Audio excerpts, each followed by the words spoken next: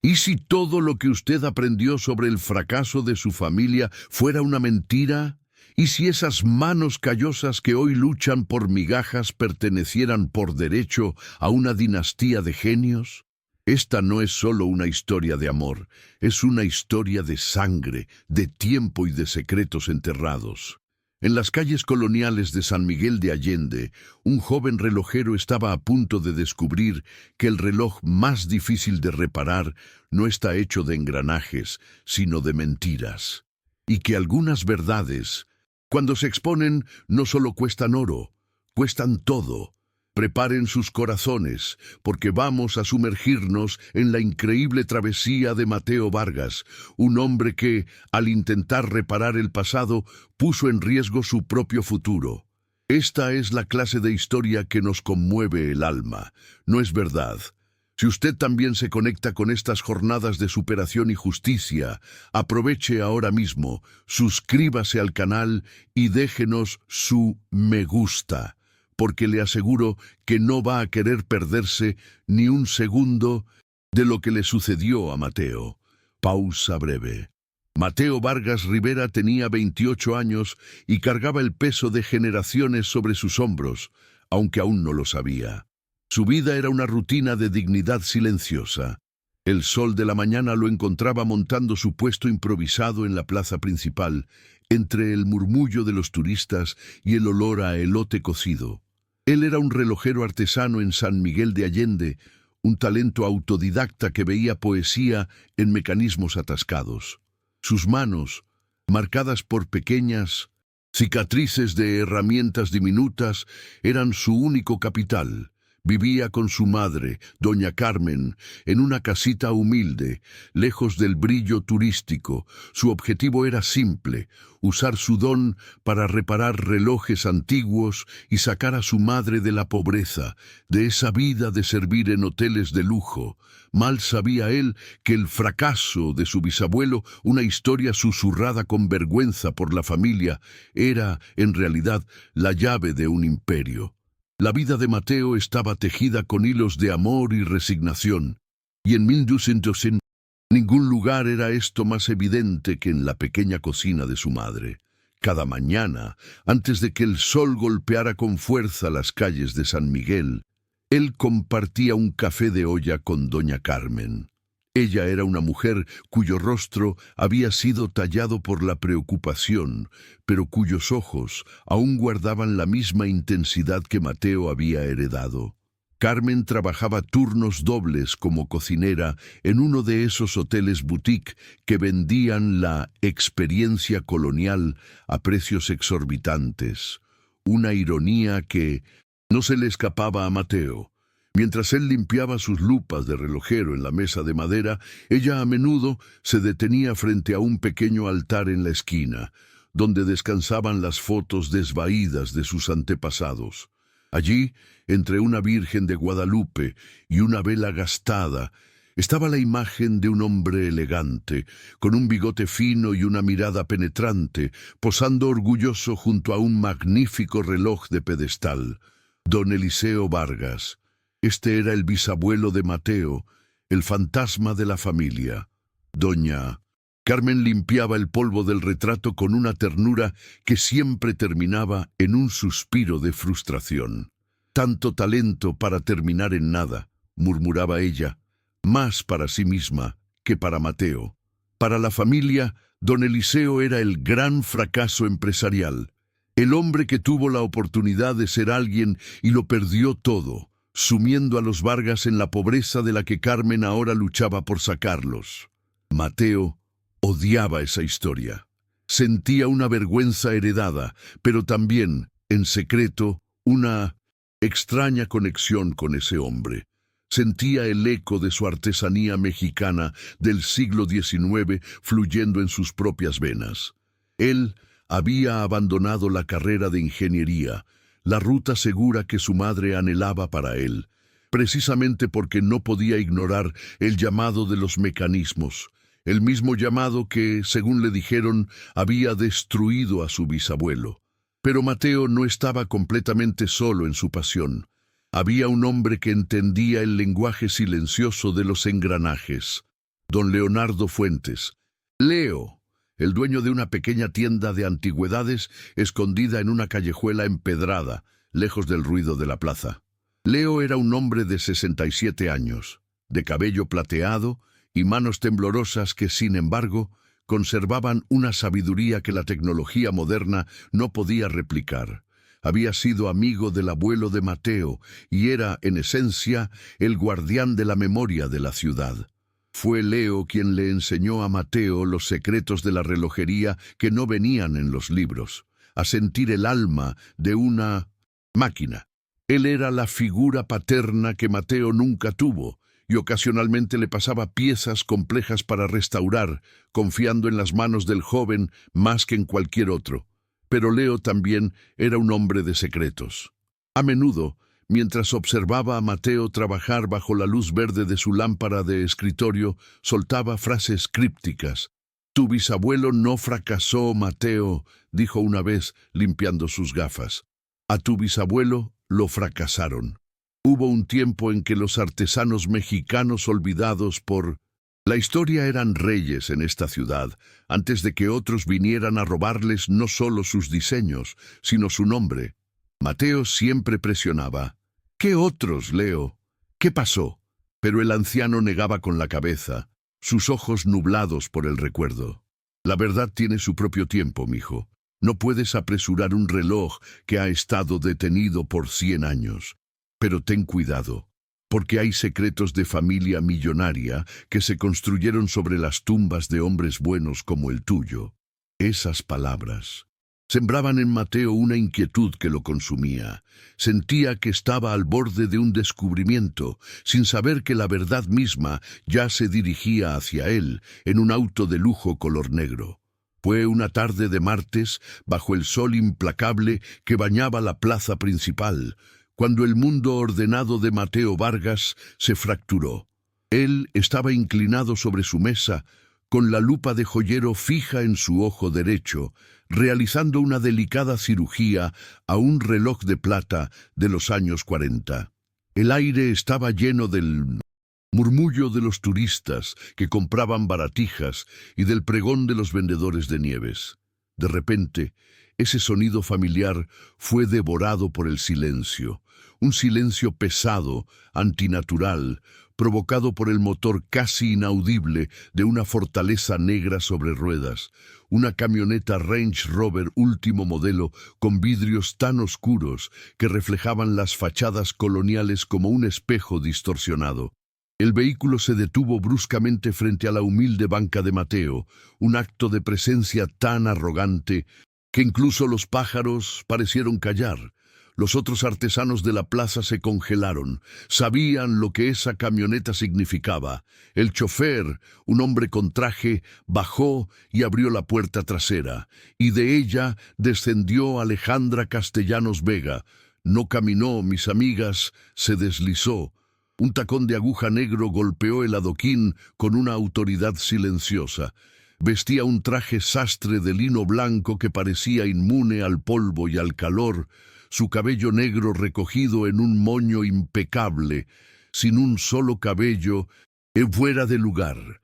Unas gafas de sol oscuras cubrían su rostro, pero Mateo pudo sentir la tensión en la línea de su mandíbula.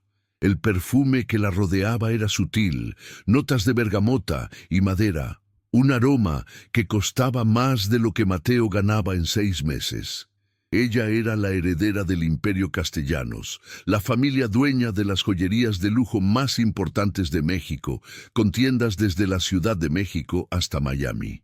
Era una leyenda local, y ahora estaba parada frente a él.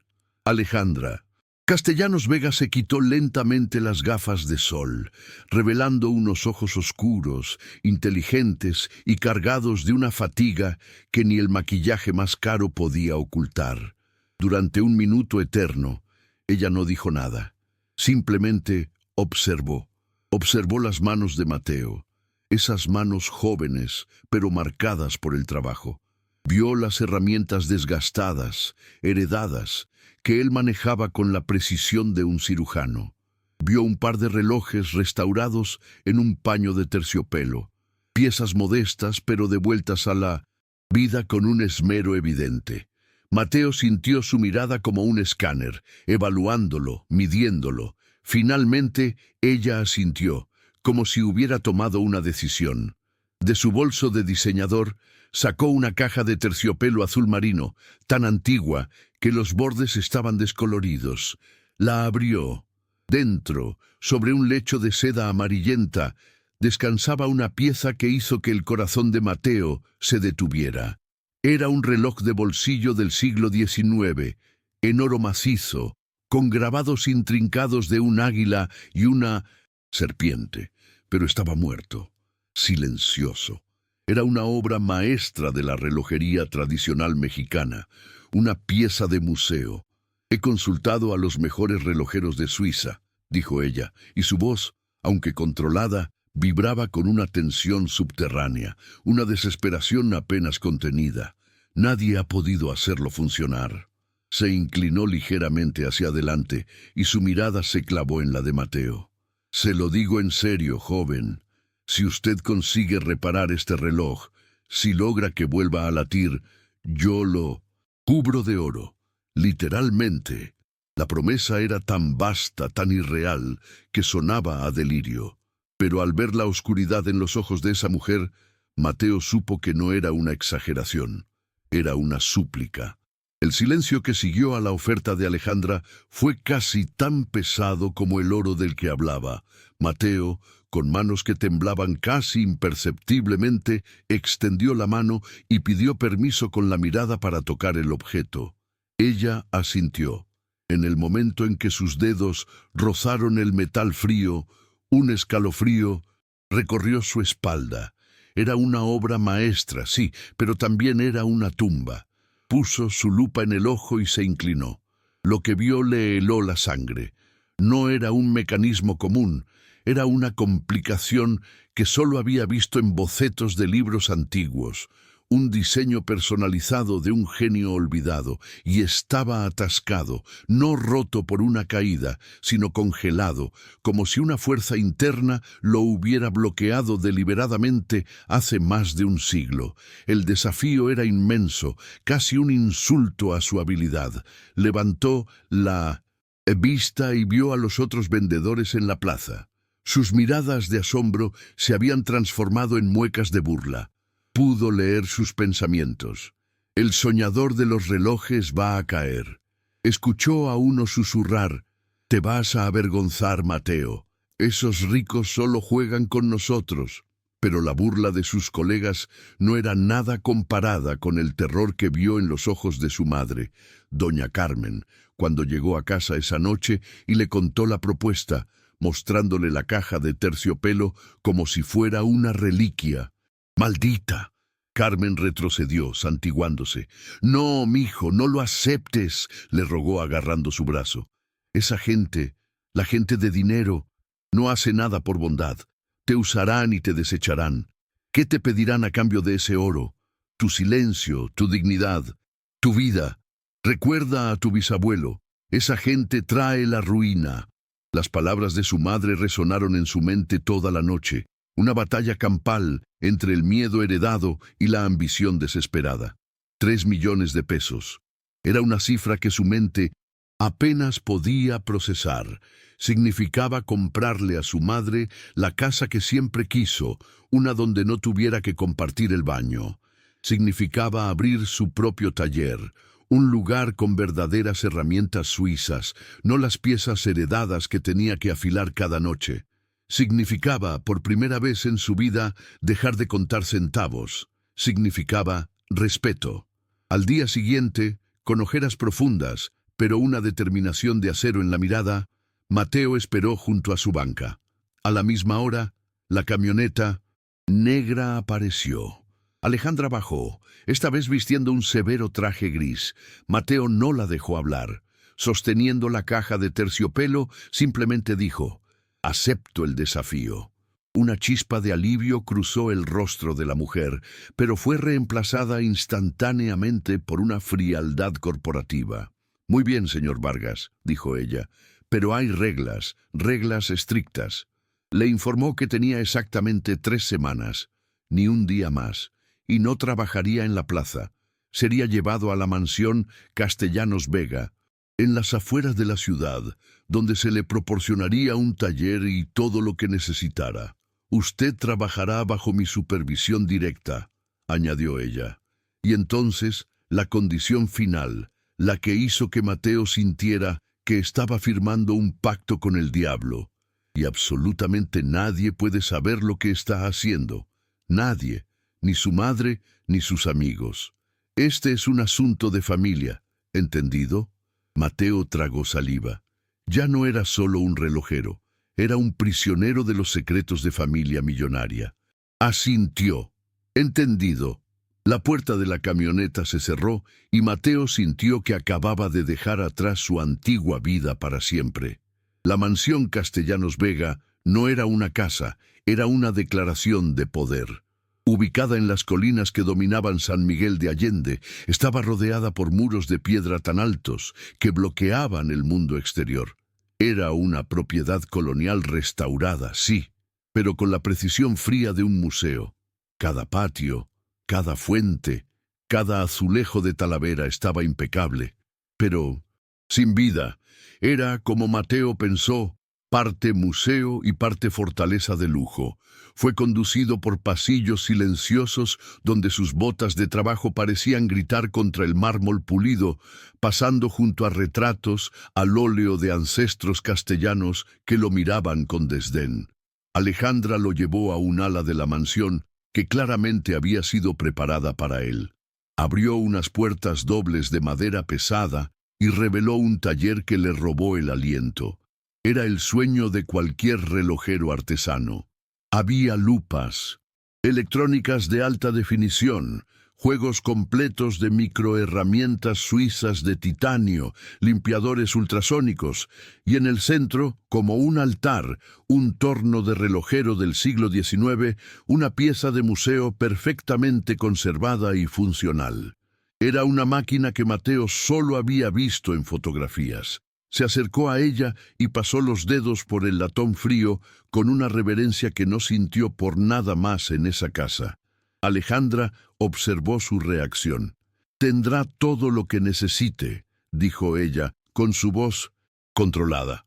«Pero recuerde, señor Vargas, tiene 3 semanas y mis ojos estarán sobre usted». Mateo entendió la verdad de esa jaula de oro. Le habían dado las mejores herramientas del mundo, pero también le habían quitado todas las excusas para fracasar.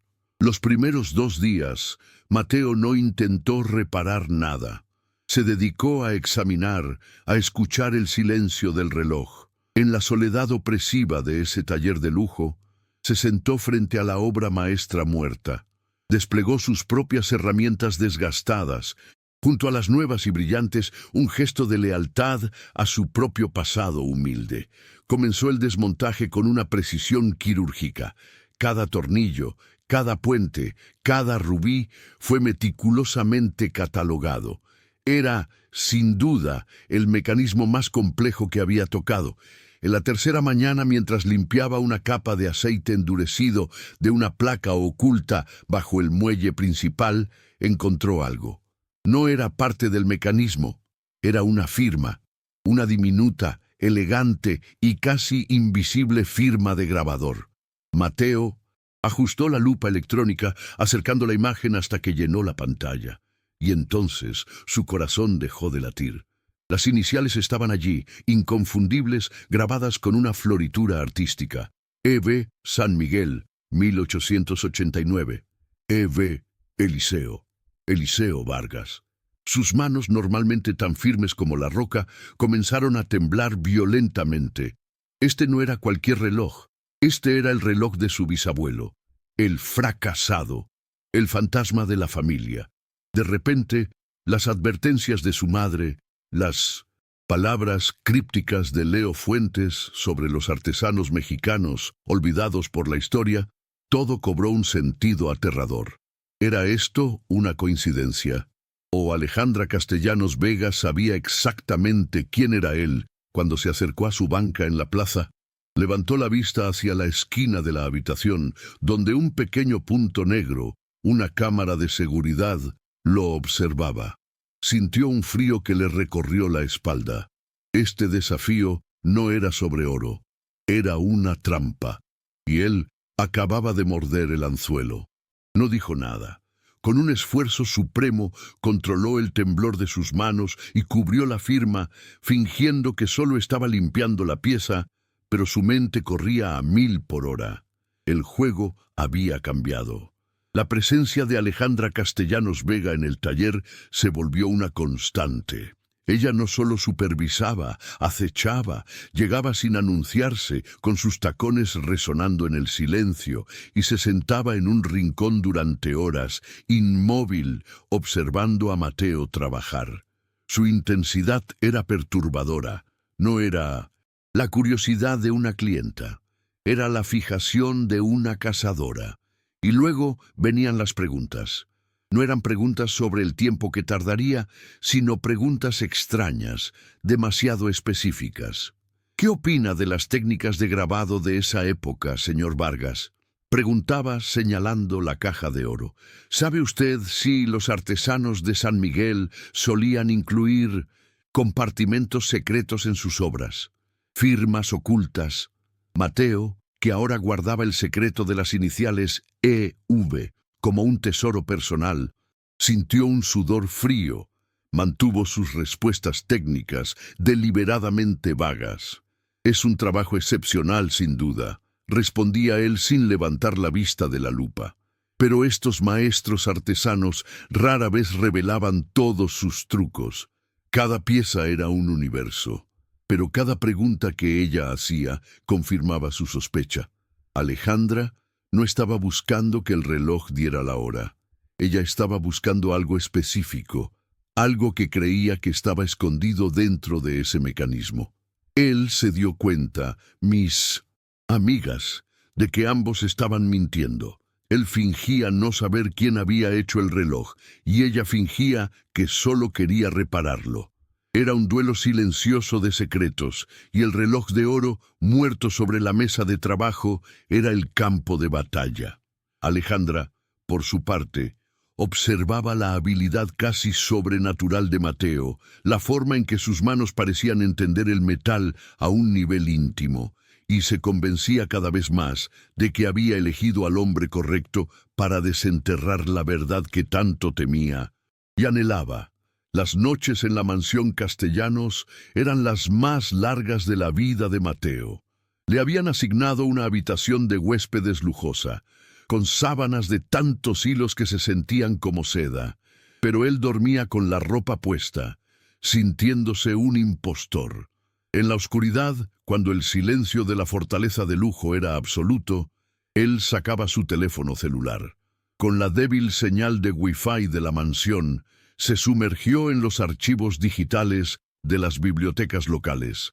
Escribió el nombre que le quemaba la mente: Eliseo Vargas, relojero, San Miguel de Allende.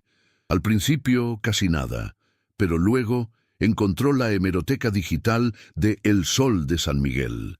Y allí estaba, un artículo de 1889 que describía a don Eliseo Vargas como uno de los más grandes maestros relojeros de México, un innovador que estaba poniendo a San Miguel en el mapa de la alta relojería mundial. Mateo sintió un orgullo que le hinchó el pecho. Su bisabuelo no era un fracasado, era un genio, pero la euforia duró poco. Siguió buscando. Encontró otro artículo de 1891, 2 años después. El titular era breve y brutal: El taller Vargas cierra sus puertas. El artículo hablaba de una misteriosa bancarrota y de deudas abrumadoras. Y luego, una nota social de 1892, que mencionaba de pasada a don Eliseo como un hombre visto en la miseria, entregado a la bebida y un triste ejemplo de orgullo caído. Mateo sintió náuseas. No tenía sentido. Un hombre que creaba obras maestras como la que él tenía en el taller no se desmoronaba así, no tan rápido. Esto no era un fracaso, era una demolición, era una historia fabricada. La historia oficial que su familia había creído, la fuente de su vergüenza, era una mentira. Alguien había destruido a don Eliseo Vargas, y Mateo, Sospechaba que la respuesta estaba en manos de la mujer que dormía al final del pasillo. Atormentado por lo que había descubierto en los archivos del periódico, Mateo supo que no podía seguir un minuto más sin hablar con la única persona que podría confirmar sus peores miedos. Inventó una excusa para Alejandra, una mentira creíble sobre la necesidad de un aceite especial, un aceite de hueso del siglo XIX, que solo Leo Fuentes podría tener en su tienda. La urgencia en su voz debió ser convincente porque Alejandra, aunque visiblemente molesta por el retraso, le permitió ir, pero con un chofer que lo vigiló todo el tiempo. Cuando Mateo entró en la tienda de antigüedades, el olor a madera vieja y latón pulido lo golpeó como un recuerdo de su vida anterior, una vida que ya le parecía a años luz de distancia. Leo lo vio entrar y el color desapareció de su rostro. «Mijo, estás pálido», dijo el anciano rodeando el mostrador. «Esa mansión es una tumba, te lo dije». Mateo no perdió el tiempo. «Leo, el reloj que estoy reparando está firmado. EV 1889. Es de mi bisabuelo, don Eliseo». Leo cerró los ojos como si recibiera un golpe. Se sentó pesadamente en un taburete. «Así que el destino te lo puso en las manos», susurró. «Leo, dime la verdad», rogó Mateo. «Los periódicos dicen que se volvió alcohólico, que fracasó». El anciano lo miró, y por primera vez Mateo vio una furia antigua en sus ojos sabios. «Tu bisabuelo no fracasó. A tu bisabuelo lo destruyeron», dijo Leo, su voz temblando de una indignación guardada por décadas. Eliseo Vargas era un genio, el maestro de todos, pero cometió un error. Confió en su aprendiz, un joven ambicioso de una familia de plateros menores que quería la grandeza sin el trabajo. Mateo apenas podía respirar. «Leo, ¿quién?». El anciano se inclinó y susurró el nombre que partió en dos el mundo de Mateo. «Augusto Castellanos, el bisabuelo de la mujer que te contrató. Él robó sistemáticamente los diseños de Eliseo, sus técnicas, y luego usó el poder de su familia para arruinar su reputación y quebrar su taller. El robo de diseños a artesanos mexicanos no es nuevo, mijo, y los castellanos lo convirtieron en un arte». Mateo sintió que el suelo de la tienda se abría bajo sus pies. El oro prometido por Alejandra no era un pago, era una bofetada, una limosna manchada con la sangre y las lágrimas de su propia familia. Mateo regresó a la mansión sintiéndose enfermo, con la revelación de Leo quemándole el alma. Cada paso que daba sobre el mármol pulido era un insulto al recuerdo de don Eliseo. El chofer lo escoltó hasta la entrada principal, donde una voz arrogante lo detuvo en seco. «Así que este es el famoso artesano de la plaza, que tiene a mi prima tan entretenida». De pie, en medio del gran salón, había un hombre de unos 40 años, impecablemente vestido con un traje italiano que gritaba «dinero nuevo», muy diferente a la elegancia discreta de Alejandra. Sostenía un vaso de whisky a pesar de que apenas era mediodía. Era Roberto Castellanos, el primo de Alejandra y vicepresidente de la joyería. Su sonrisa era afilada y sus ojos evaluaban a Mateo con un desprecio apenas disimulado. «Mi prima siempre ha tenido gustos peculiares», continuó Roberto rodeando a Mateo como un tiburón. «Dime, ¿realmente crees que puedes arreglar ese viejo cacharro?». En ese momento, Alejandra apareció en lo alto de la escalera. «Roberto, no te esperaba aquí». La frialdad en su voz era palpable. «Solo vine a proteger los intereses de la familia, primita», respondió él, sin dejar de mirar a Mateo. «Tenemos una reputación que mantener y contratar a gente de la calle es un riesgo». Roberto representaba todo lo que Leo había descrito. La vieja guardia, la arrogancia construida sobre el robo de diseños a artesanos mexicanos, la generación que quería mantener esos secretos oscuros de familia enterrados a cualquier costo. Se acercó a Mateo, invadiendo su espacio personal. Espero que sepas lo que estás haciendo, amigo, porque si fallas o si rompes algo, me aseguraré personalmente de que vuelvas a esa plaza a vender chatarra por el resto de tu vida. La amenaza era clara. Mateo sintió la rabia subir por su garganta, pero la contuvo. Ahora entendía. Alejandra no era su enemiga. Su enemigo era este hombre. Justo cuando Mateo sentía que se ahogaba en esa casa llena de fantasmas y arrogancia, una mano discreta le ofreció un vaso de agua. Era Sofía, la asistente personal de Alejandra. Sofía era una mujer de unos 40 años, de mirada inteligente y presencia casi invisible, la antítesis de la opulencia de los castellanos. Siempre vestida con trajes sastre sobrios, era la máquina eficiente que hacía funcionar la vida de Alejandra, pero detrás de sus gafas, sus ojos veían absolutamente todo. Ella era la única persona en esa mansión que trataba a Mateo con una dignidad humana básica, no como a un sirviente ni como a una curiosidad exótica. Esa tarde, después del humillante encuentro con Roberto, Sofía entró al taller con una bandeja de café. «No deje que el señorito Roberto lo impresione», dijo en voz baja mientras servía la taza. «Su ladrido es mucho peor que su mordida». Mateo, desesperado por encontrar un aliado, se arriesgó. «Él no parece feliz con mi presencia aquí». Sofía suspiró, un gesto muy poco profesional que sorprendió a Mateo. «El señorito Roberto no está feliz desde que el padre de la señorita Alejandra murió y le dejó a ella el control total de la empresa hace 6 meses», confesó, bajando aún más la voz. «Los tíos y él creen que la señorita es débil por querer mirar hacia el pasado. Están en una guerra silenciosa». Sofía reveló que Alejandra estaba en una batalla campal con la junta directiva, dominada por la vieja guardia que representaba a Roberto. «Ella quiere limpiar la casa, señor Vargas», dijo. «Pero hay quienes prefieren que el polvo permanezca bajo la alfombra». Con esas palabras, Sofía le dio a Mateo la pieza del rompecabezas que le faltaba. Alejandra no era su carcelera, era tal vez otra prisionera. Era la heredera que confronta secretos oscuros de familia, y este reloj era su única arma. Esta revelación cambió todo para Mateo. Volvió a la mesa de trabajo no solo con la rabia por la injusticia cometida contra don Eliseo, sino con la comprensión estratégica de que él era ahora un jugador clave en una guerra familiar. Si Alejandra buscaba la verdad, él se la daría. Se sumergió de nuevo en el mecanismo del reloj, pero esta vez con ojos nuevos. Ya no buscaba solo una pieza rota, buscaba un mensaje, una anomalía. Había notado algo antes, un pequeño tren de engranajes cerca del eje central que no parecía conectar con las manecillas ni con la sonería.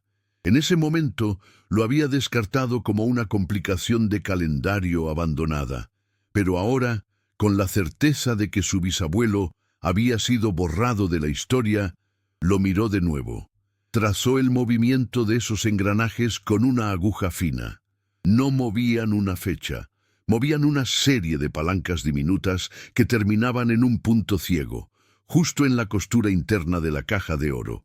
Fue entonces cuando lo comprendió. Su corazón dio un vuelco. «No puede ser», susurró al taller. «Vacío. No es solo un reloj, es una caja fuerte mecánica». El genio de don Eliseo lo golpeó como una ola. El compartimento secreto no se abría con una llave o un botón. Estaba diseñado para abrirse solo cuando el mecanismo principal, el que marcaba el tiempo, fuera restaurado y puesto en marcha correctamente. La única forma de abrir la cerradura era, literalmente, devolverle la vida al reloj. Su bisabuelo no solo había escondido un secreto, había creado un enigma que solo un verdadero maestro relojero, alguien que entendiera su propia lógica y alma, podría descifrar. Era un mensaje a través del tiempo, y Mateo, temblando de emoción, supo que él era el destinatario. Esa noche, Mateo no esperó a que Alejandra viniera. La mandó llamar. Cuando ella entró al taller, lo encontró de pie, no inclinado sobre la mesa, con los brazos cruzados. La atmósfera había cambiado. Él ya no era el empleado, era el custodio del secreto. Sin decir palabra, señaló la pantalla de la lupa electrónica, donde la firma EV San Miguel 1889 brillaba con una claridad innegable. Luego señaló el tren de engranajes oculto. «Usted no me contrató para reparar un reloj, señorita Castellanos», dijo Mateo, su voz firme, sin rastro del joven humilde de la plaza. «Usted me contrató para abrir una caja fuerte, y la razón por la que buscó a un Vargas en la plaza no fue una coincidencia, ¿verdad?». La máscara de control de Alejandra se resquebrajó. Vio la firma, vio la acusación en los ojos de Mateo, y supo que el juego de las apariencias había terminado. Por un momento pareció que iba a mentir, pero se derrumbó en una silla, la tensión abandonando su cuerpo. «No», admitió en un susurro. «No sabía que Eliseo Vargas era su bisabuelo. Juro que no lo sabía. Eso es un giro aterrador del destino». Hizo una pausa, frotándose las sienes. «Pero sí, yo sabía que había algo escondido adentro. Mi bisabuela, Catalina, en su lecho de muerte, estaba aferrada a este reloj. Estaba delirando, llamando a un tal Eliseo, y no dejaba de repetir una frase: «La verdad está en el corazón del tiempo».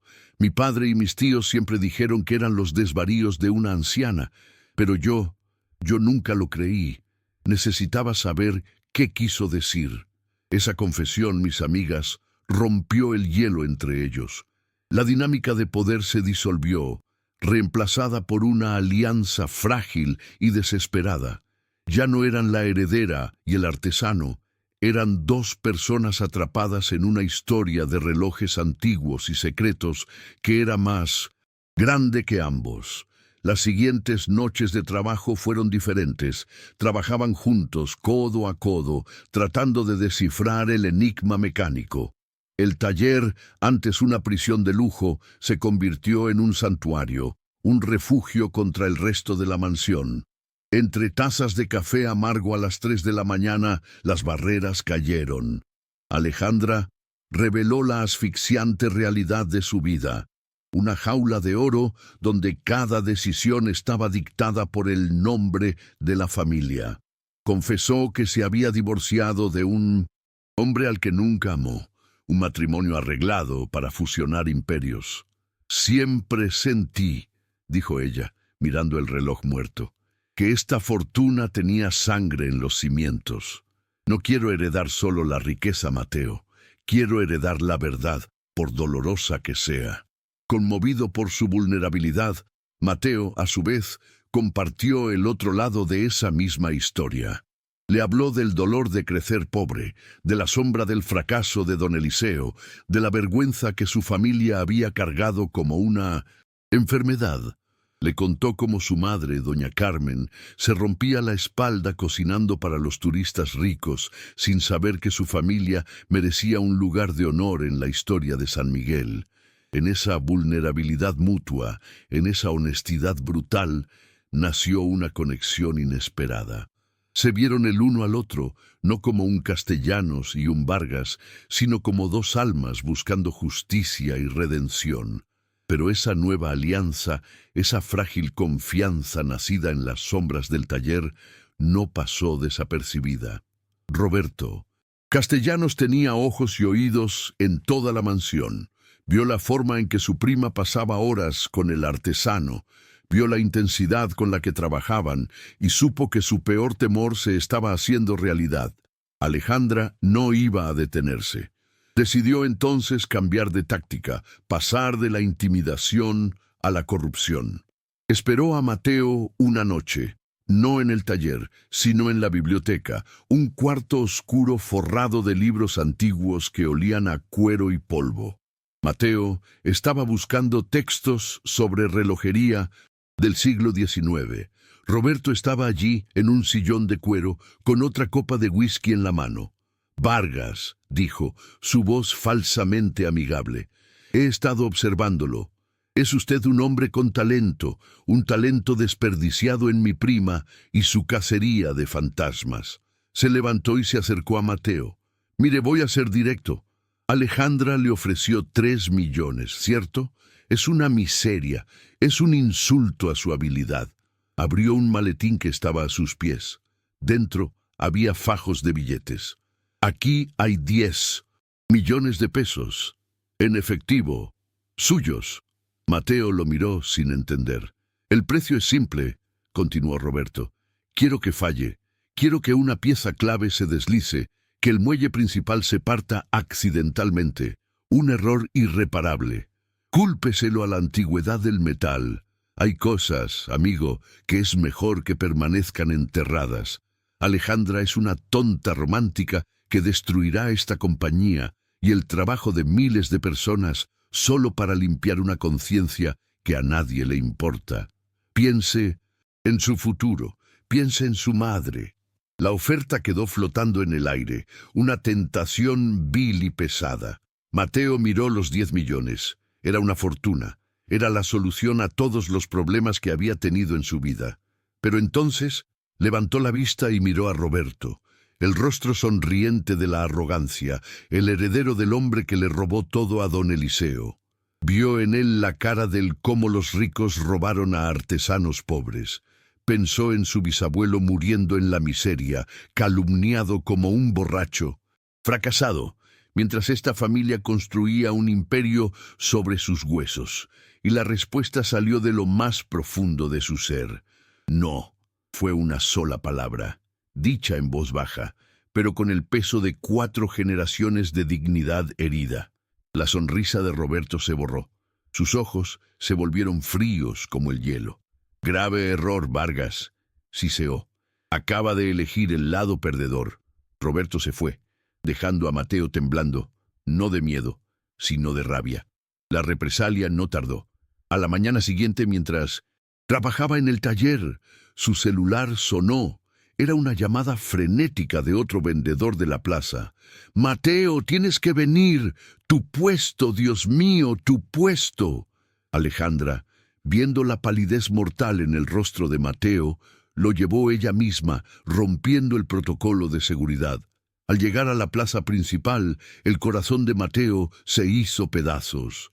No era un robo, era una ejecución. Su banca de trabajo estaba volcada y destrozada. Sus herramientas heredadas, las que había dejado atrás, estaban aplastadas con un martillo, sus piezas de repuesto robadas, y en el suelo, pintado con aerosol negro, una sola palabra: ladrón. Era un mensaje claro de Roberto. Te quitamos tu reputación en la plaza. Te estamos borrando tal como lo hicimos con tu bisabuelo.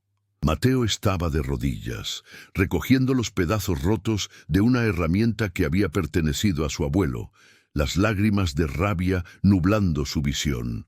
Alejandra se paró a su lado, y su rostro, normalmente tan controlado, era una máscara de furia helada. Vio la palabra ladrón pintada sobre los restos del puesto. Comprendió de inmediato que esto no era solo un mensaje para Mateo, era una advertencia para ella. Roberto, su propio primo, había cruzado la línea, atacando a un hombre inocente para proteger los sucios secretos de familia millonaria. En ese momento, la culpa la golpeó. «Dios mío, Mateo, esto es mi culpa», dijo, su voz temblando por primera vez. «Te traje a esto». Sacó su teléfono. Su primera llamada fue a su jefe de 1900. «Seguridad. Quiero protección en la casa de doña Carmen Rivera, la madre del señor Vargas, ahora. 24 horas. Y quiero un auto vigilando esta plaza». Su segunda llamada fue a la propia doña Carmen. Con una voz que mezclaba autoridad y una amabilidad inesperada, le explicó que Mateo estaba trabajando en un proyecto familiar sensible y que había competidores que estaban jugando sucio. Le ofreció a doña Carmen una habitación en la casa de huéspedes de la mansión. «Estará más segura aquí. Señora, por favor, permítame protegerla». Este gesto, mis amigas, lo cambió todo. Alejandra estaba usando el poder de los castellanos, no para oprimir, sino para proteger a la familia Vargas.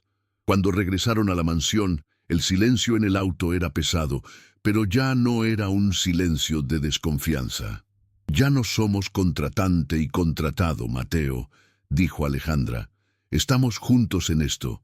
Las fuerzas dentro de mi propia familia que hicieron esto son mis enemigos. Y ahora, me temo, son los tuyos también». Mateo apretó el puño, sintiendo el metal roto de su herramienta. «Voy a abrir ese reloj, Alejandra. Voy a exponerlos». La confianza se había sellado, no con un contrato, sino con un ataque compartido. El vandalismo, en lugar de intimidar a Mateo, encendió un fuego en su interior. Volvió al taller de la mansión con una concentración oscura y febril. Ya no era un simple artesano tratando de ganar dinero. Era un vengador, un heredero reclamando la verdad histórica de su linaje. Se dedicó al mecanismo principal con una pasión casi violenta. El trabajo que debía tomar 3 semanas estaba decidido a terminarlo en días. Descubrió que el bloqueo principal no era un daño, sino un sabotaje deliberado, un diminuto pasador de acero, casi invisible, que don Eliseo debió colocar allí para congelar el tiempo, un último acto de desafío. Con la ayuda del torno del siglo XIX, Mateo fresó una nueva áncora de paleta, una pieza minúscula y compleja, usando técnicas que Leo le había enseñado, técnicas que seguramente su bisabuelo había utilizado. Estaba comulgando con él, reviviendo su arte. Alejandra se sentó en el taller, observándolo, sin atreverse a respirar. Después de 72 horas de trabajo ininterrumpido, Mateo colocó la última pieza. Dio una vuelta suave a la corona para tensar el muelle principal. Silencio. Un silencio que contenía 130 años de espera. Y entonces, clic, seguido de un sonido claro, nítido, casi milagroso. Tic, tac, tic, tac. El tiquetaque resonó en el taller silencioso, como un corazón volviendo a latir después de un siglo. Lágrimas silenciosas corrieron por el rostro de Mateo. No era solo un reloj, era la voz de don Eliseo, hablando desde el pasado. Lo había logrado. El reloj estaba vivo. Alejandra se llevó una mano a la boca, sus propios ojos llenos de asombro. «Ahora», dijo Mateo, su voz ahogada por la emoción, «ahora solo falta que nos diga su secreto». El mecanismo para abrir el compartimento estaba activado. Apenas habían pasado unos minutos disfrutando del milagroso tic-tac del reloj, cuando el teléfono de Alejandra sonó. Era Sofía, y su voz estaba rota por el pánico. «Señorita, es don Leo Fuentes. Lo atropellaron. Una motocicleta. Se dio a la fuga. Fue a propósito. Está grave en el hospital». A Mateo se le heló la sangre. Roberto. Sabía, con una certeza absoluta, que era Roberto.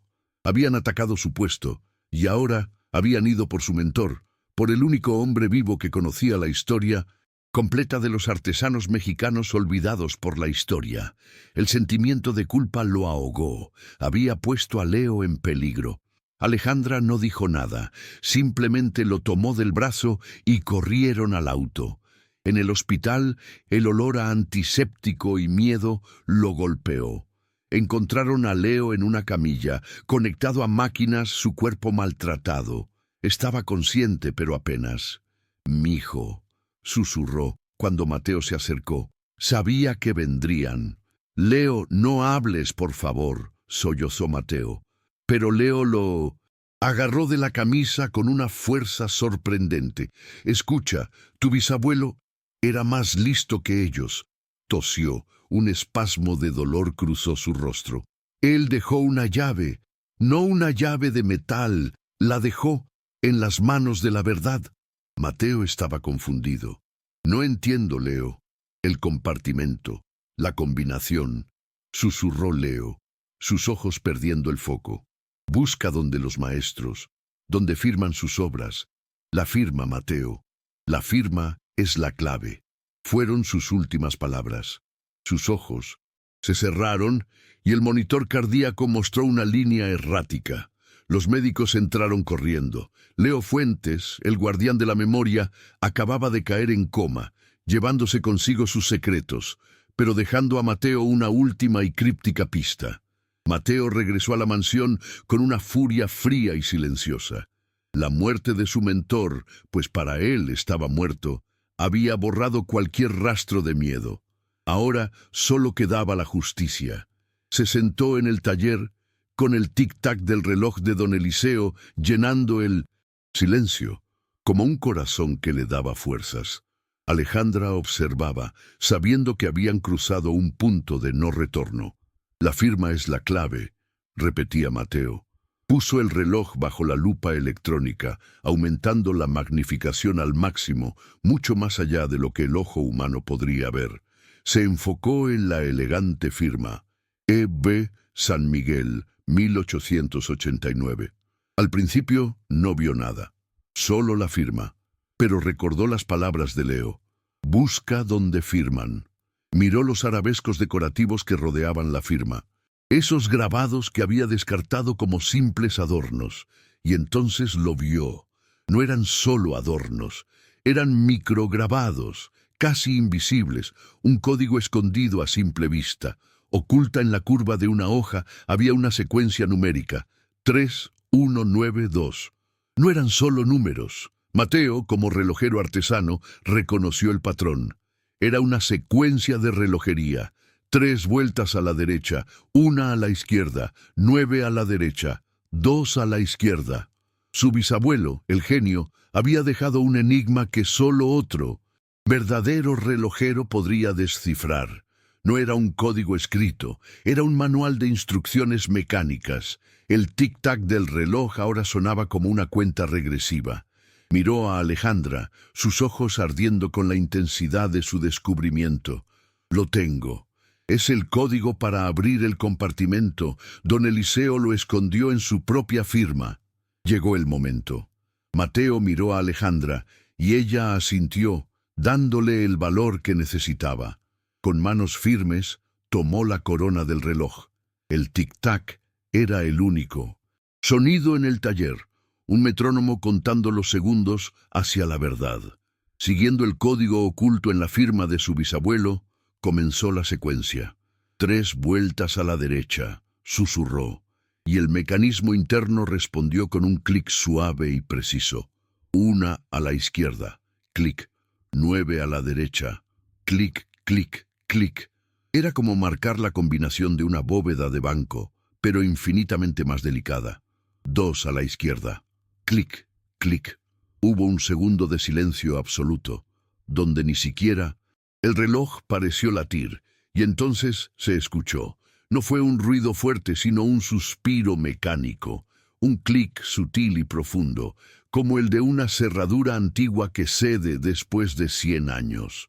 Una línea casi invisible apareció en el fondo de la caja de oro. No se abrió de golpe. Mateo tuvo que usar una espátula de relojero, fina como una hoja de papel, para levantar la tapa. Bisagras ocultas giraron suavemente. El fondo del reloj se abrió, revelando un compartimento secreto, no más grande que una moneda de plata, forrado en un terciopelo rojo que el tiempo había oscurecido a un color carmesí desvaído. Y dentro, protegidos del tiempo y la humedad, había 3 pequeños objetos que cambiarían el curso de la historia. El aire en el taller se sintió pesado, cargado con el aliento de don Eliseo. La verdad estaba allí, diminuta y terrible. Con unas pinzas de latón, para no contaminar las pruebas con el aceite de sus dedos, Mateo extrajo el primer objeto. Era una pequeña pila de fotografías en 1902, sepia, delgadas como el papel de oblea. Con un cuidado infinito, las extendió sobre un paño de microfibra. La primera imagen hizo que a Mateo se le formara un nudo en la garganta. Era don Eliseo Vargas, de pie, en la plenitud de su vida, frente a su taller.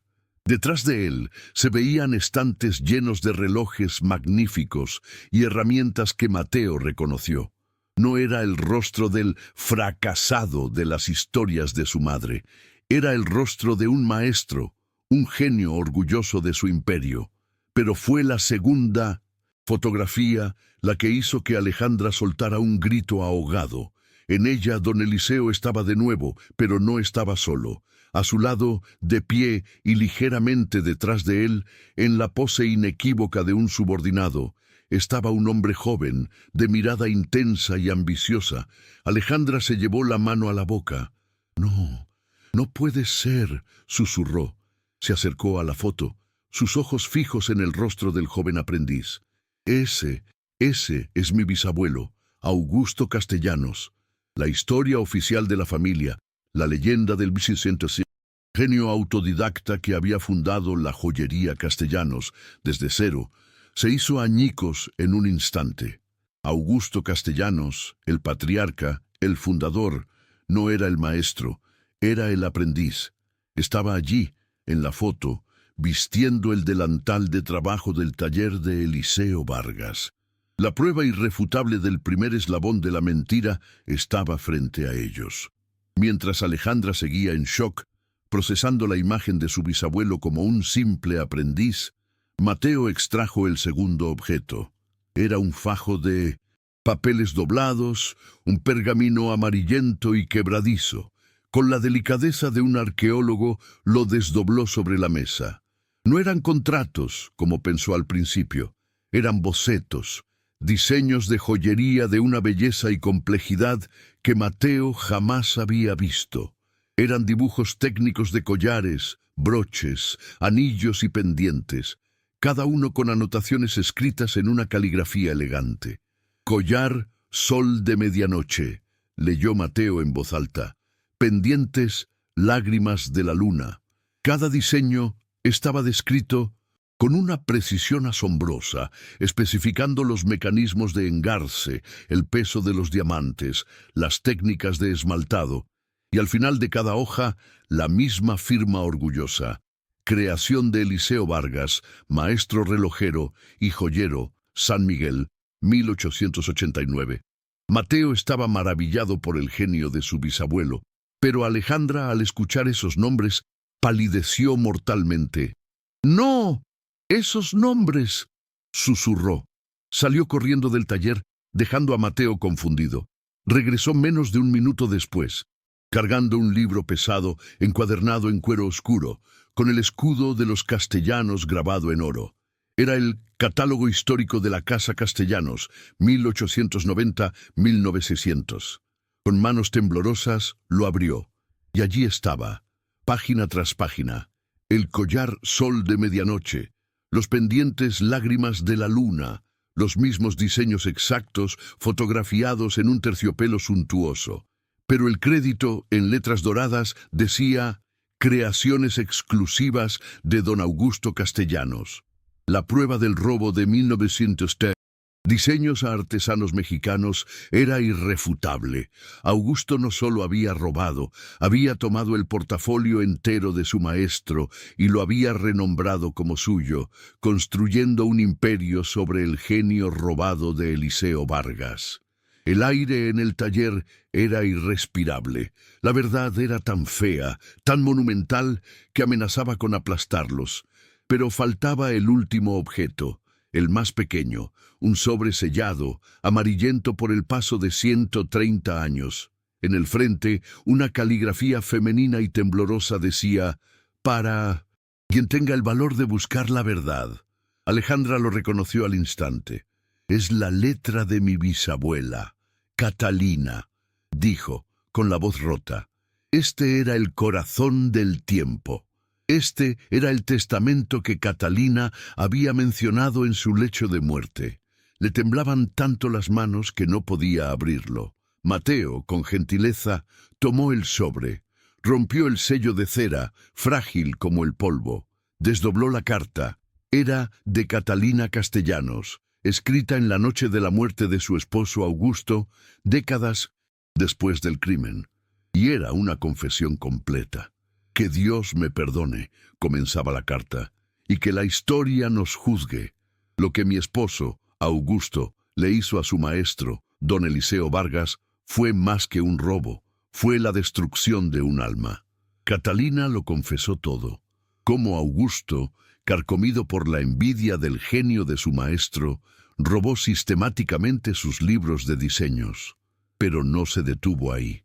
Confesó cómo Augusto usó la influencia y el dinero de su familia para destruir a don Eliseo. Sobornó a los proveedores para que sus materiales se perdieran, interpuso demandas falsas por incumplimiento de contrato y, lo peor de todo, pagó a los periódicos locales para que difundieran los rumores de que don Eliseo se había vuelto un alcohólico e irresponsable. «Creamos la mentira de su fracaso», escribió Catalina. «Lo borramos de la historia para que nuestro nombre pudiera brillar. Heredamos un imperio construido sobre la tumba de un hombre bueno». Mientras Mateo procesaba la magnitud del crimen, Alejandra siguió leyendo la carta y sus ojos se abrieron con una nueva conmoción. La carta revelaba más. Catalina confesó que ella no era solo la esposa de Augusto. Ella también había sido aprendiz en el taller de don Eliseo. «Yo fui aprendiz de joyería», escribió Catalina. «Augusto tenía la ambición, pero yo tenía el don del diseño. Él era un administrador, no un creador». En una confesión desgarradora, Catalina reveló que muchos de los diseños menores, las piezas que se convirtieron en el pan de cada día de la joyería Castellanos, habían sido creados por ella, pero como mujer en el siglo XIX nunca pudo firmar sus propias creaciones. Su trabajo, su talento, fue absorbido automáticamente por el nombre de su esposo. «Viví una doble traición», confesó. «Mi esposo le robó a mi maestro y también me robó a mí, borrando mi nombre de mi propio trabajo». Entonces reveló el motivo más profundo de su dolor. Ella amaba a don Eliseo. Aclaró de inmediato que era un amor platónico, un amor de alumna a maestro. «Era un amor respetuoso», escribió. «Augusto me dio su nombre y una jaula de oro. Eliseo me dio mi arte, y fue el único hombre que alguna vez reconoció mi talento como propio. Y yo me quedé callada mientras el hombre que amaba por su ambición destruía al hombre que admiraba por su genio». La tragedia de Catalina era completa. Fue cómplice silenciosa en la destrucción de la única persona que realmente la vio. La carta de Catalina finalmente explicaba el reloj. «Este reloj», continuó, «fue la última obra maestra que Eliseo completó antes de que Augusto comenzara su destrucción. Augusto, en su envidia, quería fundirlo, borrarlo del mundo. Yo lo rescaté. Le rogué a Eliseo que le añadiera el compartimento secreto, bajo el pretexto de guardar un mechón de cabello. Pero creo que él supo que yo necesitaba guardar la verdad». Catalina escribió que había guardado este reloj no como una joya, sino como un testigo silencioso de la verdad. Era su penitencia. «No tuve el coraje de exponer a mi marido en vida», confesó en la última página. «Él era demasiado poderoso, y yo demasiado cobarde, demasiado atada a mis hijos y a la comodidad que este imperio de sangre me daba. Pero sello esta verdad en el corazón del tiempo, con la esperanza de que un día alguien con más valor que yo la encuentre». La carta terminaba con una frase que resonaría en el alma de Alejandra para siempre: «Que Dios y la historia juzguen a la familia Castellanos por lo que le hicimos a un hombre bueno». Alejandra soltó la carta como si quemara. Las lágrimas corrían por su rostro, lágrimas calientes de vergüenza y horror.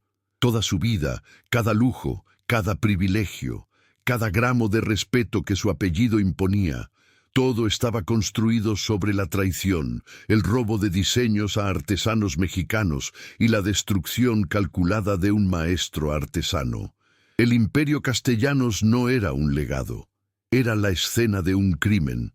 Mateo se quedó inmóvil, sosteniendo los papeles que valían un imperio. Estaba paralizado por una tormenta de emociones contradictorias.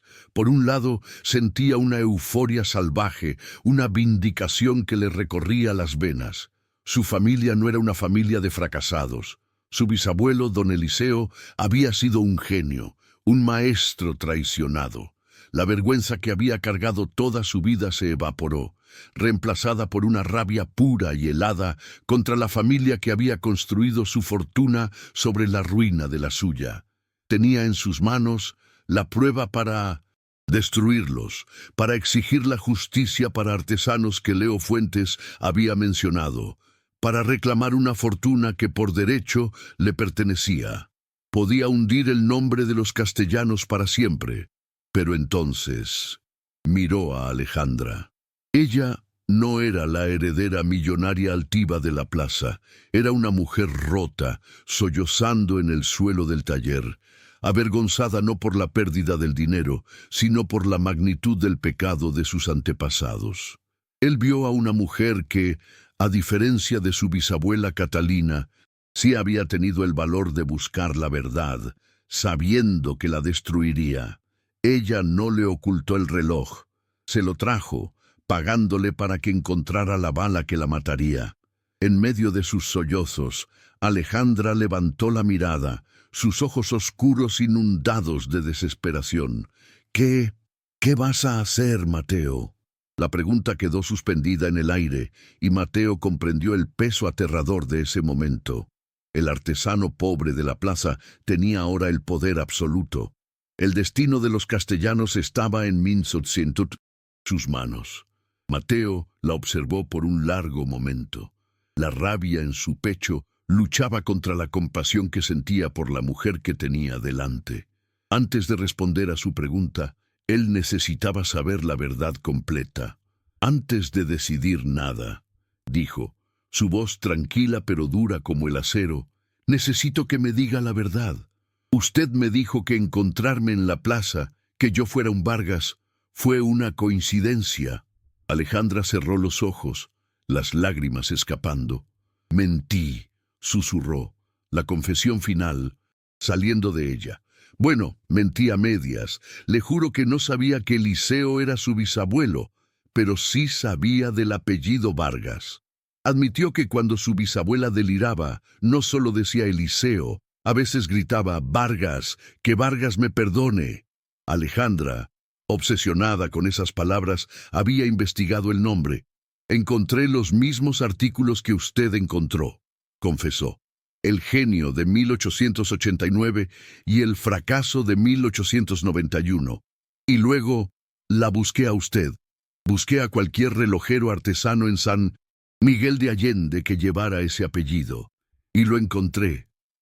Mis amigas, era el giro que lo cambiaba todo. Ella lo había buscado deliberadamente.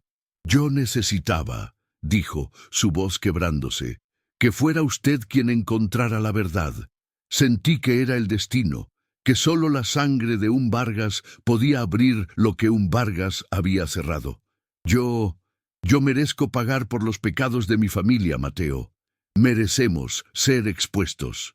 Ella no lo contrató para reparar un reloj, lo contrató para que fuera su juez.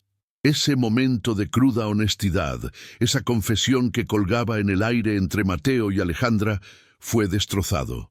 Las puertas dobles del taller se abrieron de golpe, con tanta violencia que golpearon contra la pared de piedra. Era Roberto Castellanos. Pero este no era el hombre cínico con su vaso de whisky. Su rostro estaba rojo de furia, sus ojos inyectados en sangre, y flanqueándolo, como dos bestias, estaban sus dos guardaespaldas privados. «¡Lo sabía!», rugió, su voz haciendo eco en el taller. «Sabía que eras una traidora, Alejandra. He estado viendo las cámaras de seguridad todo el tiempo». Había visto el código. Había visto el compartimento abrirse. Sabía que tenían la verdad. La máscara de primo preocupado se había desintegrado, revelando al heredero de Augusto Castellanos, un hombre consumido por la codicia y el miedo. «Dame esas cosas», gritó, señalando las cartas y las fotos esparcidas sobre la mesa de trabajo. «Dame las pruebas ahora mismo». Sus guardias avanzaron hacia la mesa. «Eso no saldrá de esta mansión». Ya no era un asunto de sobornos o amenazas veladas. Era un robo a mano armada. Roberto estaba dispuesto a usar la fuerza bruta para reenterrar el pasado, para proteger los secretos oscuros de familia que lo mantenían en el poder. La violencia que había destruido a don Eliseo 130 años antes estaba de vuelta en esa misma habitación. Pero algo había cambiado en Alejandra. Al ver a Roberto, el miedo que la había paralizado toda su vida fue reemplazado por una furia helada. Vio en él a su bisabuelo Augusto y vio en Mateo a don Eliseo. La historia se estaba repitiendo, pero ella no iba a ser Catalina. Mientras Roberto se abalanzaba sobre la mesa, Alejandra se interpuso entre él y Mateo. «¡No!», gritó ella, su voz resonando con una autoridad que nunca había tenido. «Se acabó, Roberto. Esto se acaba hoy». Roberto, sorprendido por su resistencia, la empujó con desprecio. «Quítate de en medio, idiota sentimental». Pero Mateo ya se estaba moviendo. Protegió a Alejandra y agarró la caja de terciopelo que contenía las pruebas. Comenzó una lucha breve, caótica e intensa. Los dos guardias agarraron a Mateo por los brazos, pero él se aferró a la caja con la fuerza de la desesperación.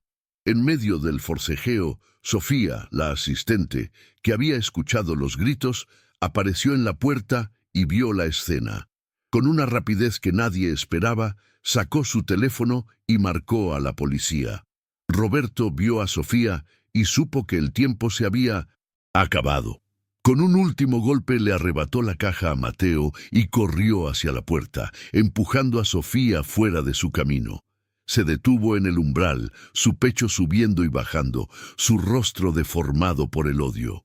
«Ustedes dos», siseó, «acaban de declarar la guerra a la familia Castellanos. Voy a destruirlos, los voy a enterrar a los dos». Y con esa amenaza, desapareció en la oscuridad de la mansión, justo cuando las sirenas de la policía comenzaban a oírse a lo lejos. La verdad había sido encontrada solo para ser robada de nuevo. El enemigo tenía las pruebas y nuestros héroes no tenían nada. Oh sí, si usted, como yo, siente la injusticia ardiendo en su pecho y necesita saber cómo Mateo y Alejandra lucharán contra este monstruo, no olvide suscribirse y dejar su me gusta, porque la batalla por la verdad histórica apenas comienza. La llegada de la policía a la mansión Castellanos fue inútil. Alejandra, todavía la dueña de la casa, manejó la situación. Habló de una disputa familiar interna sobre una herencia y Roberto ya había desaparecido.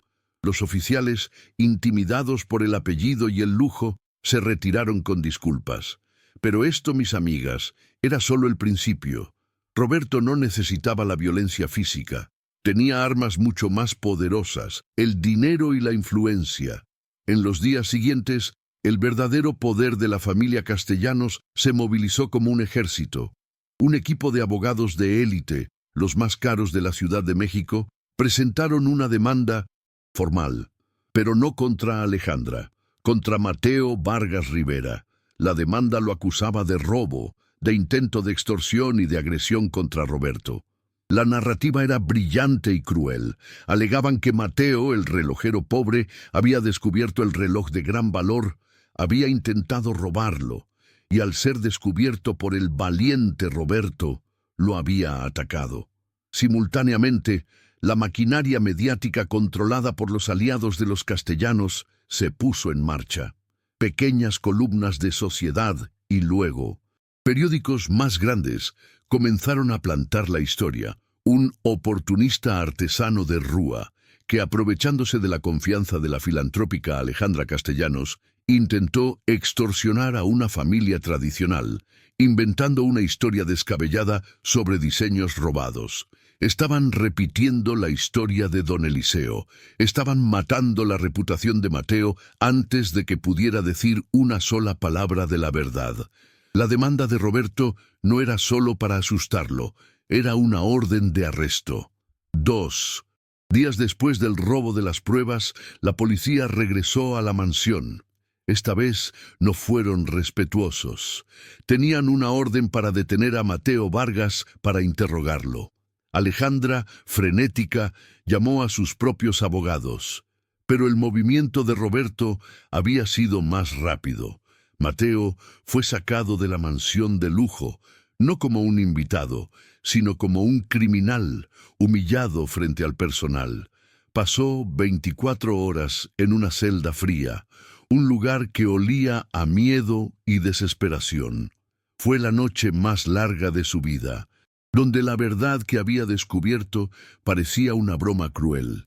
Los abogados de Alejandra lograron sacarlo al día siguiente, citando falta de pruebas, pero el daño ya estaba hecho.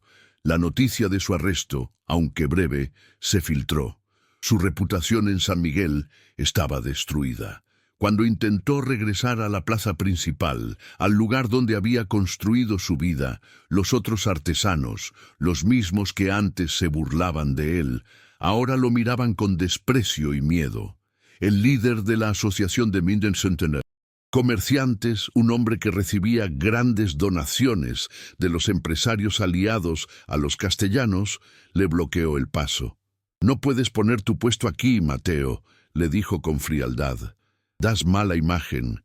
Eres un extorsionador». Estaba económicamente aislado.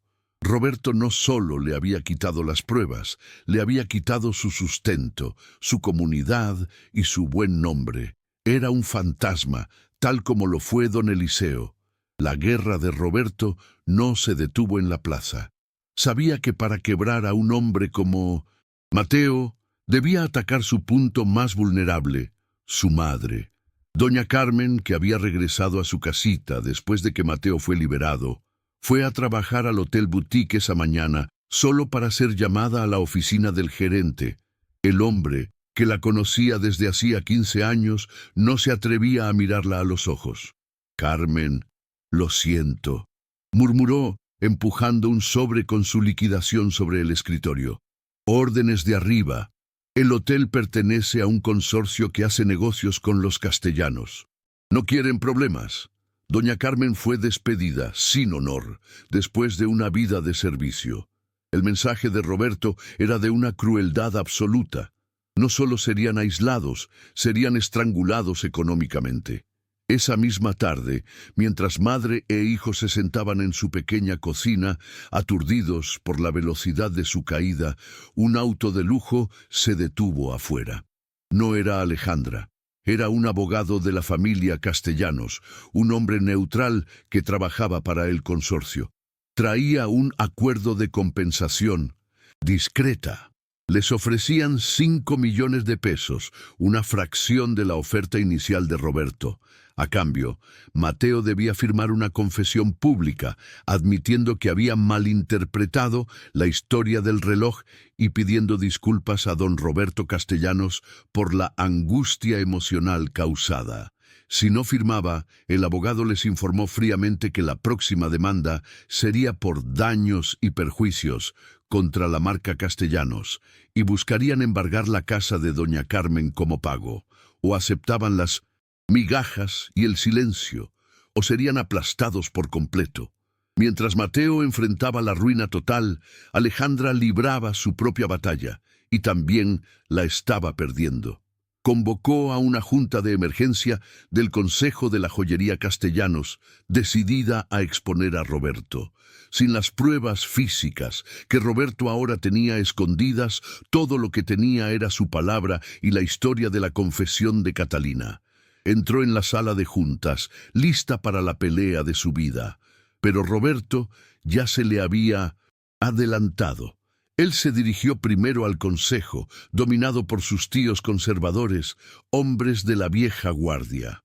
Les contó una historia de cómo su prima, emocionalmente inestable desde la muerte de su padre, se había obsesionado con un reloj sin valor y había caído bajo la influencia de un artesano de la calle que la estaba manipulando. Dijo que Alejandra estaba poniendo en riesgo la reputación de la compañía con fantasías difamatorias. Cuando Alejandra intentó hablar, la trataron con condescendencia, como a una niña histérica. «El pasado está muerto, Alejandra», le dijo su tío mayor. «Nuestro trabajo es proteger el futuro». Roberto propuso una votación de emergencia para remover a Alejandra de su puesto como directora ejecutiva, CEO, citando inestabilidad y riesgo para los accionistas. La votación fue casi unánime. Le quitaron el poder operativo. Mantenía sus acciones, su riqueza en papel, pero ya no tenía control. Roberto fue nombrado CEO interino. Su propia familia la había marcado como una traidora. Esa noche, Alejandra condujo su auto de lujo, no a su mansión, sino a la humilde calle de Mateo. Se bajó, y por primera vez parecía tan perdida y derrotada como él. «Perdí», le dijo a Mateo, de pie frente a doña Carmen. «Me quitaron la empresa, Roberto lo ganó todo». La pequeña cocina de doña Carmen se convirtió en el cuartel general de los derrotados. Mateo, el artesano deshonrado, Alejandra, la directora ejecutiva exiliada, y doña Carmen, la trabajadora, despedida. Sobre la mesa de madera, entre tazas de café frío, yacía el documento que representaba su rendición, el acuerdo de 5 millones de pesos. Este era el punto más bajo de Mateo. Había fallado en proteger las pruebas, había fallado en proteger a Leo, y ahora estaba fallando en proteger a su madre, cuya casa estaba en la línea de fuego. El silencio fue roto por el llanto ahogado de doña Carmen. Ella puso su mano temblorosa sobre el papel. «Mijo, ya basta», suplicó, su voz rota. «Hiciste suficiente, ya sabemos la verdad en nuestros corazones, eso es lo que importa». Mateo la miró con el alma desgarrada. «Mamá, es el principio». «No», dijo ella con más fuerza, «es el final. Tu bisabuelo, don Eliseo, él no querría esto, no querría verte sufrir así, no querría que perdiéramos nuestro hogar por un orgullo que ya lleva 100 años muerto. Míranos, mírala a ella», dijo, señalando a Alejandra, que miraba al suelo avergonzada. «Esta gente ya nos quitó todo. ¿Vamos a dejar que nos quiten la casa también? Acepta el dinero, Mateo, reconstruye tu vida. Vámonos de San Miguel. Por favor, mijo, sobrevive». Mateo sintió que algo se rompía dentro de él. Su madre, la razón de toda su lucha, le estaba pidiendo que se rindiera. Tomó la pluma que había traído el abogado. El silencio era total. Estaba a punto de firmar su nombre, a punto de enterrar a don Eliseo por segunda vez. Justo cuando la punta de la pluma de Mateo estaba a punto de tocar el papel, su teléfono celular vibró sobre la mesa, un sonido estridente en la cocina silenciosa. Era un número desconocido. El hospital. Una enfermera le informó, con voz profesional pero compasiva, que don Leo Fuentes había despertado brevemente del coma. «Señor Vargas, está preguntando por usted», dijo la enfermera, «pero está muy débil, el doctor no cree que pase la noche». Mateo sintió un golpe de adrenalina. Dejó caer la pluma. «Tengo que ir». Alejandra se levantó de inmediato, sus ojos recuperando una chispa de vida. «Te llevo». Corrieron al hospital, dejando a doña Carmen con el contrato de rendición en la mesa. Encontraron a Leo rodeado de máquinas que pitaban suavemente. Estaba despierto, pero sus ojos estaban hundidos, su respiración era un hilo. «Mijo», susurró cuando Mateo se acercó. Mateo le tomó la mano, una mano que antes era fuerte y sabia, ahora frágil y fría. «Leo, lo siento, lo perdí todo. Las pruebas, el taller, me van a obligar a firmar». Leo Fuentes apretó la mano de Mateo con las últimas fuerzas que le quedaban, una fuerza que sorprendió a Mateo. Sus ojos turbios se aclararon por un segundo, fijos en los de Mateo, pasándole su último legado. «Tu bisabuelo», susurró, la voz como papel seco, «murió, sin nombre, murió, sin que nadie supiera su verdad». Hizo una pausa luchando por aire. «Tú, Mateo, puedes morir rico y olvidado, o puedes morir pobre y recordado». Tosió un sonido doloroso. «Pero no puedes tener las dos cosas, mijo. Elige». La mano de Leo perdió su fuerza. Su cabeza se giró y el monitor cardíaco emitió un sonido largo y continuo.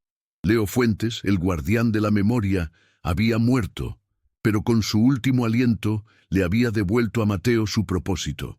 La elección estaba hecha.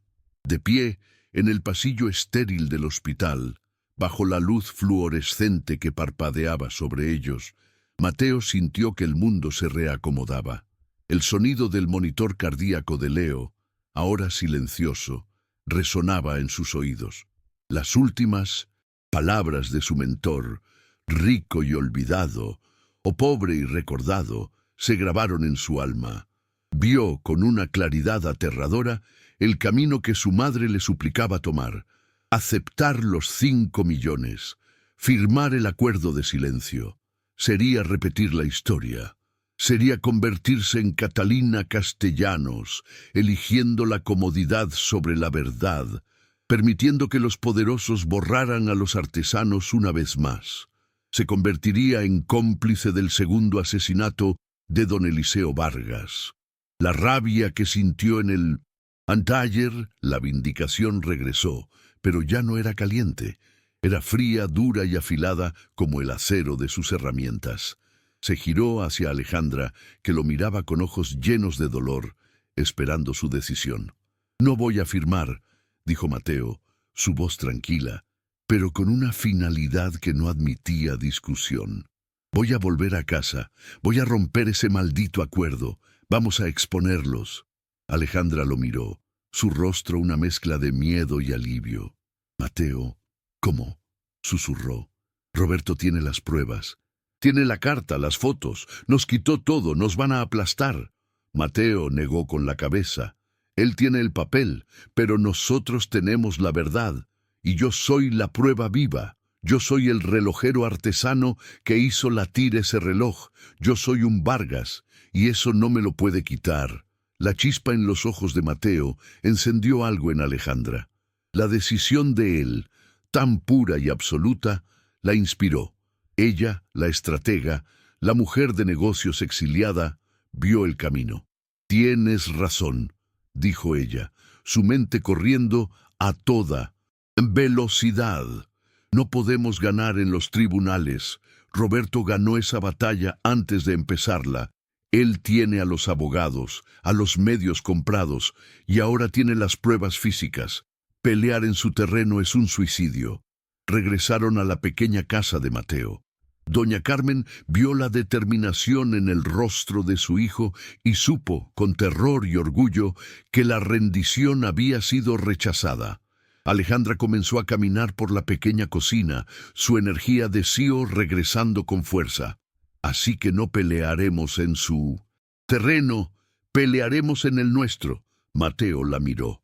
«¿Cuál es el nuestro?» «La historia», dijo Alejandra. «La verdad histórica. Roberto nos robó la confesión, pero no nos robó el reloj. Aún tenemos la obra maestra de don Eliseo». Recordaron que en la lucha Roberto, en su prisa por agarrar la caja con los papeles, había dejado el reloj sobre la mesa de trabajo. «Propones un plan audaz», continuó Alejandra. «En lugar de una batalla legal, haremos una exposición pública, aquí mismo, en el Museo de Historia de San Miguel. Yo conozco a los curadores. Les contaremos la historia, no como una demanda legal, sino como un descubrimiento histórico. Invitaremos a la prensa nacional e internacional, a los que Roberto no puede controlar. Contaremos la historia de la relojería tradicional mexicana y de su más grande maestro, Eliseo Vargas». Era una apuesta desesperada. No tenían pruebas del robo, solo la palabra de un artesano y una heredera traidora y el reloj mismo como testigo. El plan de la exposición era audaz, pero tenía un defecto fatal. Seguía siendo la palabra de una heredera deshonrada y un artesano extorsionador contra el imperio castellanos. Necesitaban algo más, necesitaban munición. Esa noche, mientras planeaban cómo acercarse al museo, alguien tocó a la puerta de la humilde casa de doña Carmen. Era Sofía, la exasistente de Alejandra, con el rostro pálido pero los ojos llenos de determinación. Señorita Alejandra, dijo, entrando rápidamente y cerrando la puerta, escuché lo que Roberto hizo en la junta. Lo siento mucho. Odié trabajar para él antes de que usted asumiera el control. Alejandra la miró, confundida. Sofía, ¿qué haces aquí? Es peligroso. Sofía sacó una pequeña memoria USB de su bolsillo y la puso sobre la mesa, junto al contrato de rendición que Mateo había roto. Siempre supe que este día llegaría, dijo Sofía. Roberto es arrogante y descuidado. Durante los últimos 5 años he documentado sus irregularidades. Alejandra la miró con asombro. Guardé un seguro de vida para protegerla a usted, señorita. La memoria USB, explicó Sofía, contenía la prueba irrefutable, no del crimen del siglo XIX, sino de los crímenes de Roberto en el siglo XXI. Contenía correos electrónicos, facturas falsas, pruebas de evasión fiscal masiva y, lo más explosivo, evidencia del uso de materiales de origen dudoso, diamantes de conflicto y oro de menor pureza del que anunciaban en sus piezas de lujo. No era la verdad de don Eliseo, pero era la verdad de Roberto. Ahora, si Roberto intentaba usar a la prensa para llamarlos mentirosos, ellos tenían el arma para destruir su reputación con crímenes actuales. Armados con la palanca financiera de Sofía y el reloj de don Eliseo, Mateo supo que le faltaba un último aliado, su propia gente. Al día siguiente regresó a la plaza principal. El líder de la asociación, al verlo, le gritó que se fuera, llamándolo extorsionador. Pero Mateo, lleno de la fuerza que le dio la muerte de Leo, no retrocedió. Se subió a una de las bancas de piedra. ¡Escúchenme!, gritó, su voz resonando en la plaza. Tienen razón en desconfiar. Nos han enseñado a desconfiar. Nos han enseñado a avergonzarnos de nuestro pasado. Los artesanos se detuvieron, sorprendidos por su audacia. Mi nombre es Mateo Vargas, y ese hombre al que llaman extorsionador es el bisnieto de don Eliseo Vargas, el más grande maestro relojero que esta ciudad ha visto. Les contó la historia. Les contó cómo la familia más rica de San Miguel había construido su imperio robándole a uno de los suyos, a un artesano mexicano olvidado por la historia. La historia de mi familia, gritó, es la historia de sus familias. Miren en sus casas. ¿Cuántos de ustedes tienen abuelos cuyos diseños desaparecieron? ¿Cuántos tienen historias susurradas de cómo los ricos se apropiaron de su trabajo? Un silencio profundo cayó sobre la plaza. Entonces, un viejo platero, un hombre de manos temblorosas, levantó la voz. Mi abuelo siempre dijo que los castellanos le robaron su diseño del águila de plata en 1920. Otra mujer, una ceramista, habló, y mi abuela con la talavera. De repente, la hostilidad se convirtió en indignación compartida. Una coalición se formó. Ya no era la historia de Mateo contra los castellanos. Era la historia de todos los artesanos de San Miguel contra un siglo de explotación. La organización de la exposición Manos que construyeron San Miguel, la historia no contada, se convirtió en una carrera frenética contra el tiempo. Tenían solo una semana. Alejandra usó sus últimos favores, convenciendo al curador jefe del Museo de San Miguel, un hombre íntegro que despreciaba en secreto la arrogancia de Roberto, para que les cediera una sala. La comunidad de artesanos se volcó en ayuda. Trabajaron día y noche, no por dinero, sino por justicia. Unos pintaban muros, otros construían vitrinas. Doña Carmen organizó la comida para todos los voluntarios. Mateo y Alejandra trabajaron con historiadores de arte independientes que Alejandra contactó, expertos que volaron desde la capital. Autenticaron el reloj de don Eliseo, confirmaron que la firma EV y el estilo mecánico eran consistentes con la artesanía mexicana del siglo XIX y que, crucialmente, precedían a la fundación de la joyería Castellanos. Pero Roberto no se quedó quieto. Cuando se enteró de la exposición, entró en pánico. Sabía que no podía silenciar a la prensa internacional, pero podía usar la ley local. 48 horas antes de la inauguración, un oficial entregó una orden judicial, una liminar temporal que prohibía la exhibición del reloj, argumentando que era propiedad en disputa y parte de un litigio activo, la demanda falsa contra Mateo. Fue un golpe devastador. Parecía que Roberto había ganado, pero Alejandra, leyendo la orden, encontró el vacío legal. «Dice que no podemos exhibir el reloj», dijo ella con una sonrisa astuta. «Pero no dice que no podemos exhibir un pedestal vacío con un letrero que diga: esta pieza ha sido censurada por Roberto Castellanos». El plan de la exhibición era ahora aún más poderoso. No solo mostrarían la verdad, sino que mostrarían la censura en tiempo real. Roberto se dio cuenta de que su movimiento legal había sido un error. Estaba acorralado. Tenía que intentar un último movimiento. La noche antes de la inauguración, Mateo estaba solo en el museo, mirando el pedestal vacío donde debería estar la obra maestra de su bisabuelo. El abogado de la familia Castellanos, el mismo hombre que le había ofrecido los 5 millones, entró en la sala. «Señor Vargas, mi cliente, don Roberto, admira su tenacidad», dijo el abogado, su voz untuosa. «Él siente que todo esto ha sido un terrible malentendido». El abogado le explicó que Roberto estaba dispuesto a retirar todos los cargos contra él y su madre, y le hizo una última oferta: 20 millones de pesos, una oficina de relojería de lujo en la Ciudad de México, protección legal completa, becas para toda su familia, una vida de rey. «Mi cliente solo pide 2 cosas», dijo el abogado: «que cancele esta exhibición y que nos entregue la evidencia que Sofía robó».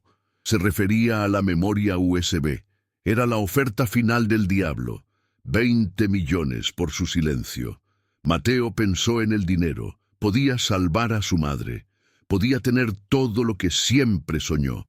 Pero entonces pensó en la mano fría de Leo Fuentes al morir. Recordó sus palabras: rico y olvidado, o pobre y recordado. Mateo se volvió hacia el abogado. «Dígale a Roberto Castellanos que don Eliseo Vargas murió pobre y olvidado, pero que mañana, gracias a esta exhibición, todo México sabrá su nombre. Mi respuesta es no». Llegó el día de la exposición, Manos que construyeron San Miguel, la historia no contada. El Museo de San Miguel estaba lleno a reventar, tal como Alejandra había esperado.